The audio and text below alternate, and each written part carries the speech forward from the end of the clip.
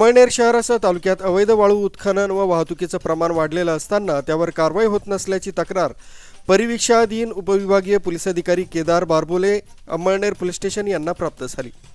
Police अधीक्षक Maheshwar Reddy, upper police अधीक्षक कविता नेरकर, उपविभागीय अधिकारी कोते साहेब यांच्या मार्गदर्शनानं तसंच परिवीक्षाधीन उपविभागीय अधिकारी केदार बारबोले अमळनेर पोलीस स्टेशन यांच्या आदेशानं दिनांक 3/2/2025 रोजी पोलीस उपनिरीक्षक Namdeo Borkar, police head constable Milind Sonar, police constable Vinod Sandanshiv, Ujjwal Maske, Nilesh More, Prashant Patil अशांचे अवैध वाळू वाहतूक करणाऱ्यांवर कारवाई करण्याकामी पथक तयार करण्यात आलं। त्यानंतर बारबोले यांना गोपनीय माहिती मिळाली की बोरी नदीच्या पात्रातून अवैधपणे वाळूचं उत्खनन होत असून त्या ट्रॅक्टरच्या साहाय्यानं वाळूची चोरटी वाहतूक करण्यात येते। त्यानंतर या पथकाला कारवाई करण्याचे आदेश देण्यात आले। पथकातील पोलीस अधिकारी तसंच अंमलदार यांनी बहादरवाडी फाट्याजवळ सापळा रचून रात्री 11 वाजेच्या सुमारास 3 ट्रॅक्टर पकडले।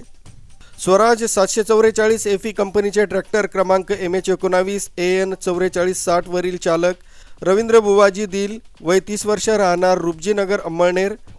स्वराज 444 एफई कंपनीचा ट्रॅक्टर क्रमांक MH19 BG 7029 वरील चालक अर्जुन शिवा पवार, वय 26 वर्ष, राहणार हिंगोना तालुका अमळनेर।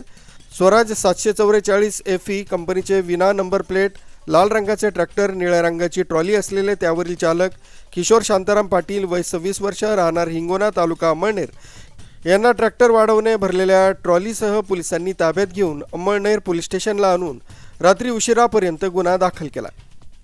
या आरोपींच्या विरुद्ध भारतीय न्याय संहिता कलम 303(2) यासह जमीन महसूल अधिनियम 1966 चे कलम 48(7), 48(8) प्रमाणे गुन्हा दाखल करण्यात आला।